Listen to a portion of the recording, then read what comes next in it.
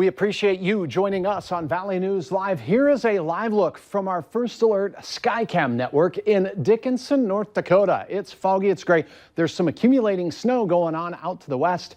And before we head to bed tonight, this will be punching into the eastern third of North Dakota. Here it is on the radar. And as you see, Dickinson seeing some of this blossoming taking place out there in Stark County. This extends all the way through Lake Sakakawea and just south of Minot in the Max area on 83 there.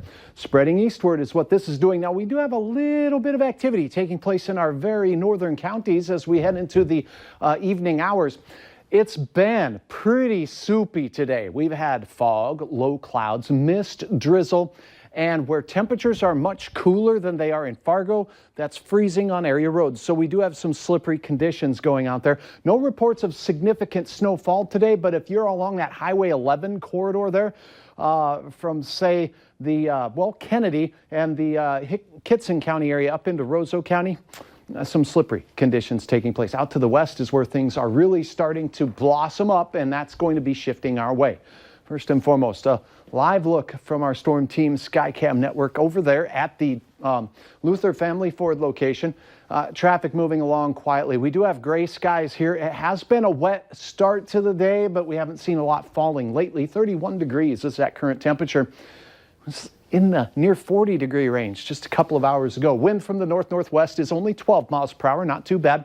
Hey, here at Valley News Live, we like to highlight the important things, like where that freezing line is. And in this springtime forecasting, well, this is critical because we have temperatures near freezing here. Down to the south, look at that 44, Sisseton 37s in places like Detroit Lakes and Wahpeton, Breckenridge. Up to the north of that line, it's cold enough for snow and significant amounts of snow because this system will start out with flaky weather. Now, what we see going on up north, your hour-by-hour forecast, if you focus on that, well, it's going to really dissipate as we go through the next couple of hours. But as we get to the 10 o'clock hour, what we see out west expands. Northern Stutsman County near Woodworth, and also for those of you in Carrington, New Rockford, Maddock, Devils Lake, Harvey, Rolla, all the way up to Candu and the international border. A chance for snow to develop by bedtime tonight. And as we set things into motion, look at temperatures. We're going to be below freezing and significantly so up along Highway 2. Still near freezing in our southern counties. That means we could still see some of that soupy air once again tonight. Fog, low clouds, mist, freezing drizzle in spots that are just north of that freezing line. By morning, the wind picks up a little bit from the north. The snow will have fallen all night in the Devils Lake Basin, in toward Grand Forks and Points North. And then notice this north push of cold air. Temperatures in the teens starting to punch their way southward as we go into morning. And that cold air will be on the doorstep of the South Dakota border at daybreak. So we will have snow to drive through in the morning up north. Heading through the early half of your day, it looks like the snow exits to the south. So if you get accumulation in the south, it'll be late in the day. It looks light.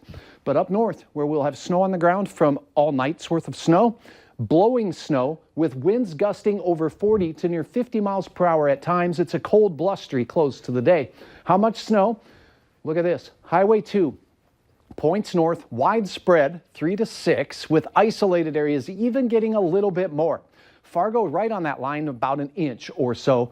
As we go northward, it'll ramp up pretty quickly along that Highway 200 corridor. So for this evening, I don't think we see much in the way of snowfall, even though there is a chance of it. It'll be generally falling into the 20s, and that's where we stay throughout our day tomorrow. So we start out with a chance of snowflakes, then we see it clear. But however, those winds will be gusting 40 to 50 miles per hour. Coldest of the year arriving from the Devils Lake Basin. You will be in the teens with wind chills in the teens below for your afternoon and evening. 20 south. This is a fair weather sky captured by Doris. Thanks for sharing.